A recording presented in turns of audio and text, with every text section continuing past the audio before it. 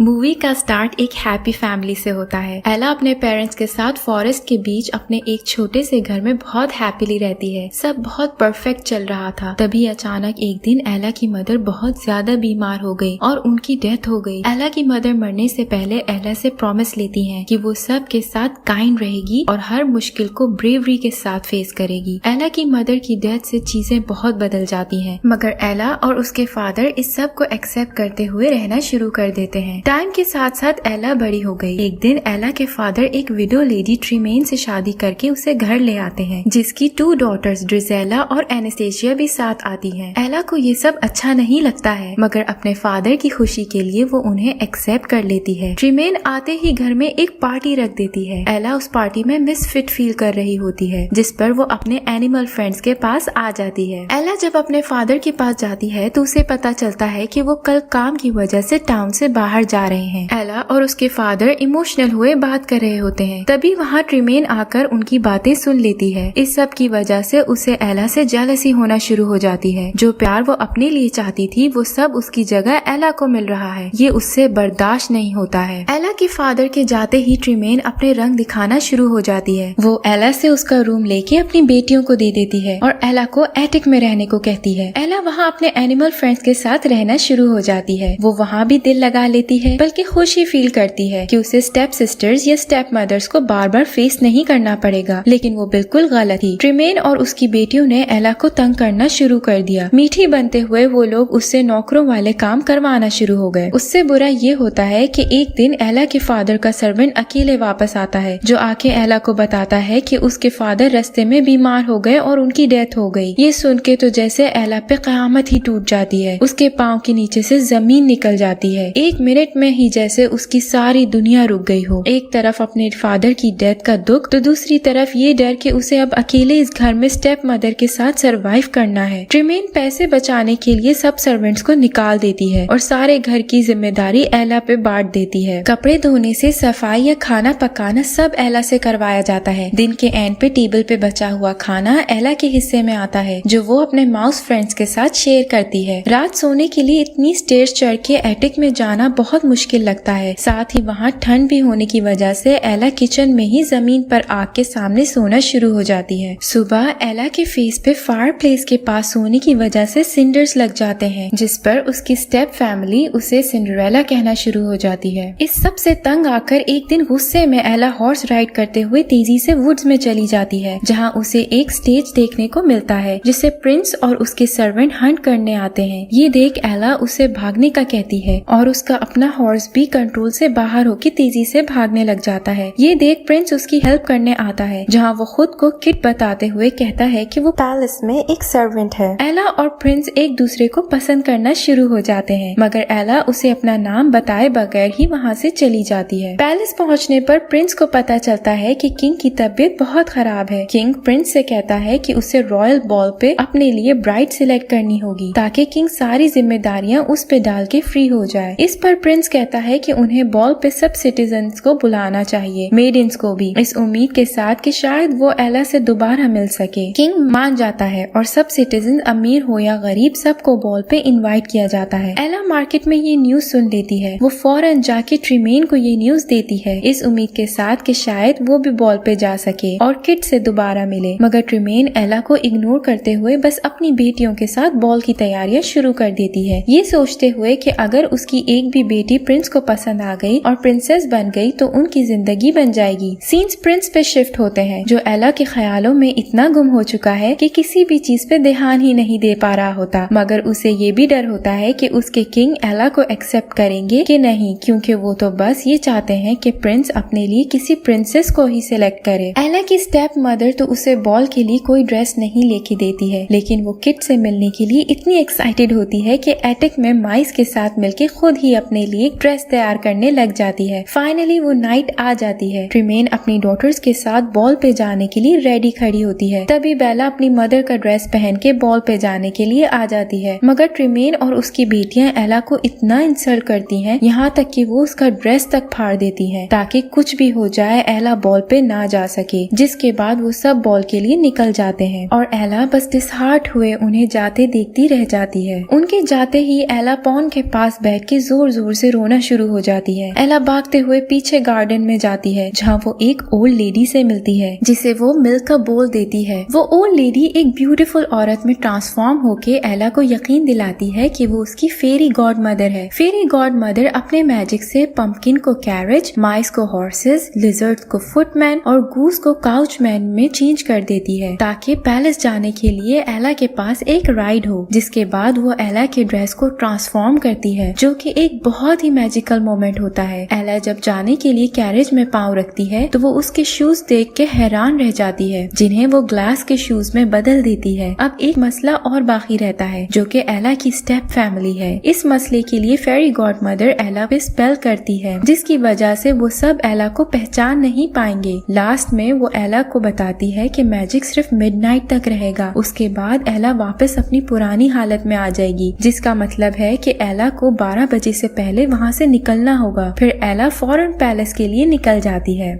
Ball पे सब citizen हर kingdom की प्रिंसेस पहुँच चुकी होती है मगर प्रिंस की आंखों को जिसका इंतजार है वो अब तक वहाँ नहीं पहुँची है। ये चीज प्रिंस को कुछ बेचैन सी कर देती है जिसका अंदाजा किंग लगा लेता है। किंग के सवालों से बचने के लिए प्रिंस एक प्रिंसेस को बात करने के लिए बुला लेता है। बॉल की सेलिब्रेशन स्टार्ट होने ही लगती है कि एंट्री होती है एला की, जिस पर सबकी नजरें उस पर पड़ती हैं और प्रिंस के साथ साथ सब बस उसे ही देखते रह जाते हैं। प्रिंस की खुशी का तो कोई ठिकाना ही नहीं रहता है। वो फौरन एला से मिलने के लिए आगे बढ़ता है। सब लोग साइड पे होके इन दो लवर्स के लिए रास्ता बना देते हैं। एला के लिए अब भी प्रिंस एक सर्वेंट ही है। वो किड से मिलके खुश तो बहुत है लेकिन हैरान भी हो रही होती है कि सब बस उनको क्यों देख रहे हैं। प्रिंस उसे कहता है कि वो सब बस एला और उसकी खूबसूरती को देख रहे हैं। जिसके बाद दोनों डांस स्टार्ट कर देते हैं। ये एक बहुत ही मैजिकल क्यूट रोमांटिक मोमेंट होता है। एक आम सी लड़की पैलेस में एक प्रिंस के साथ डांस कर रही है। सबकी नजरें बस उन दोनों पे ही होती हैं। ट्रिमेन एला को पहचान तो नहीं पाती है मगर प्रिंस को ऐसे उसके क्लोज देख के बहुत जेलस होने लग जाती है, जिस पर वो अपनी बेटियों को भी डांस के लिए भेज देती है। डांस के बाद प्रिंस एला को सबके बीच से निकाल के अपने साथ ले जाता है जहाँ एला को पता चल जाता है कि किट ही प्रिंस है। वो बहुत हैरान तो होती है मगर किट उसे काम डाउन करते हुए माफी मांग लेता है। यहाँ सब लोगों में फंस मच जाती है कि आखिर वो लड़की है कौन। कोई भी नहीं जानता है कि वो कौन है और कहाँ से आई है। प्रिंस एला को अपने साथ सीक्रेट गार्डन में ले जाता है जहाँ वो आज तक किसी को नहीं लेके गया था। वहाँ वो एला को स्विंग देता है। तभी उसका शू उतर जाता है जो प्रिंस नी पे बैठ के खुद एला को पहनाता है। प्रिंस एला से उसकी आइडेंटिटी पूछने की कोशिश करता है मगर तभी एला को एहसास होता है कि 12 बजने वाले हैं, जिस पर वो प्रिंस से मजीद कोई बात किए बगैर वहाँ से भाग जाती है। किट उसके पीछे भागता है। पैलेस से निकलते हुए एला किंग से मिलती है जिसे बस इतना कहती है कि उसका बेटा एक बहुत ही अच्छा इंसान है और किट उससे बहुत प्यार करता है। जिसके बाद वो बाहर की तरफ भाग जाती है और किंग बस उसे देखता ही रह जाता है। स्टेयर से उतरते हुए एला के पाँव से शू उतर जाता है। किट के पीछे आने की वजह से वो शू वहीं छोड़ के अपनी राइड में बैठ जाती है। प्रिंस को उसका शू मिल जाता है। प्रिंस शू लेके उसके पीछे जाने लगता है मगर कैप्टन उसे वहीं रोक के सोल्जर्स के साथ एला के पीछे निकल जाता है। 12 बज जाते हैं और वो सब वापस चेंज होना शुरू हो जाते हैं। ये देख लिजर्ड सोल्जर्स को रोकने के लिए गेट बंद कर देता है। सोल्जर्स को पीछे छोड़ के जब ये लोग निकल आते हैं सब वापस अपनी पुरानी हालत में आ जाते हैं सिवाय एला के शू के, जिसका दूसरा हिस्सा प्रिंस के पास है। एला चलते हुए वापस घर की तरफ आती है। रास्ते में बारिश भी शुरू हो जाती है। अचानक पीछे अपनी स्टेप फैमिली की राइड आते देख एला फौरन घर के अंदर जाके शू छुपा देती है। रात एला इस सब के लिए इतनी एक्साइटेड नजर आती है कि फौरन फ्री होके इस सब के बारे में अपनी डायरी में लिखती है। सीन्स पैलेस में शिफ्ट होते हैं जहाँ किंग की तबीयत बहुत खराब हो जाती है। वो अपने आखिरी टाइम में अपने बेटे के लिए वो सब करना चाहता है जो कोई भी अच्छा फादर करेगा। इसलिए किंग अपनी पसंद प्रिंस पे इम्पोज करने के बजाय उसे अपनी पसंद से शादी करने की परमिशन दे देता है। किंग प्रिंस से कहता है कि वो जितनी जल्दी हो सके उस लड़की को ढूंढ ले। ये कहते ही किंग की डेथ हो जाती है। किट न्यू किंग बन के लोगों में ये खबर फैला देता है कि वो लड़की आकर प्रिंस को दूसरा शू दिखाए और अगर उसकी विश हुई तो किंग उससे शादी भी कर लेगा। ये सुन के एला खुशी खुशी घर की तरफ जाती है और एटेक में जाके शू ढूंढने लग जाती है। तभी उस पर रिवील होता है कि ट्रिमेन ने वहाँ उससे पहले पहुँच के शू ले लिया है। ट्रिमेन एला को कहती है कि वो सिर्फ तभी एला को किट से शादी करने देगी अगर एला उन सब को अपने साथ पैलेस ले जाए और अपनी स्टेप सिस्टर्स की शादी किसी रिस्पेक्टेबल आदमियों से करवाएगी। एला के मना करने पर ट्रिमेन शू लिए एला को एटिक में लॉक करके चली जाती है। ट्रिमेन शू का टूटा हुआ पार्ट ग्रैंड ड्यूक के पास लाती है, जो उसकी बेटियों की शादी करवाने के लिए तैयार हो जाता है, सिर्फ इस कंडीशन पे कि वो एला को हमेशा के लिए हिडन ही रखेगी। ट्रिमेन मान जाती है। ग्रैंड ड्यूक शू का टूटा पार्ट प्रिंस को दिखाता है और झूठ बोलता है कि वो लड़की खुद को छुपा रही है। किट उसकी बात नहीं सुनता है और कहता है कि कुछ भी हो जाए वो उसे ढूंढ के ही रहेगा। ग्रैंड ड्यूक किट से प्रॉमिस लेता है कि अगर वो लड़की ना मिली तो किट उस प्रिंसेस से शादी कर लेगा जिसे उसके फादर ने मरने से पहले पसंद किया था। किट मान जाता है। ग्रैंड ड्यूक किट को पैलेस में ही रहने का बोल के खुद कैप्टन के साथ हर घर और गली में जाके किंगडम की हर लड़की को शू पहना के ट्राई करता है, मगर किसी को भी शू पूरा नहीं आता है। फाइनली वो लोग एला के घर पहुंच जाते हैं, जहां एला की स्टेप सिस्टर्स को भी शू पूरा नहीं आता है। तभी एक बर्ड एटिक का डोर खोल देती है और एला की सिंगिंग की आवाज बाहर आनी शुरू हो जाती है। कैप्टन उस लड़की को बुलाने का कहता है, मगर ट्रिमेन कहती है कि वहाँ कोई नहीं है। ग्रैंड ड्यूक भी वापस जाने के लिए जोर डालता है। उसी दौरान किट, जो कि सोल्जर्स के बीच में छुपा हुआ सारा टाइम उनके साथ था, खुद को सबके सामने लाता है और उस लड़की को मिलने का ऑर्डर देता है, जिस पर कैप्टन जाके एला को एटिक से लेके आता है। किंग एला को मैरिज के लिए प्रपोज करते हुए वो शू पहनाता है, जिसके बाद एला किंग के साथ पैलेस के लिए निकल जाती है। जाते जाते वो अपनी मदर को किया हुआ प्रॉमिस पूरा करते हुए ट्रिमेन और उसकी बेटियों को माफ करके जाती है। लास्ट सीन्स में एला और किट शादी कर लेते हैं। किट सारी किंगडम के सामने अपनी क्वीन को किस करता है और फिर वो दोनों हमेशा साथ खुशी खुशी रहते हैं। यही एक हैप्पी एंडिंग हो जाती है।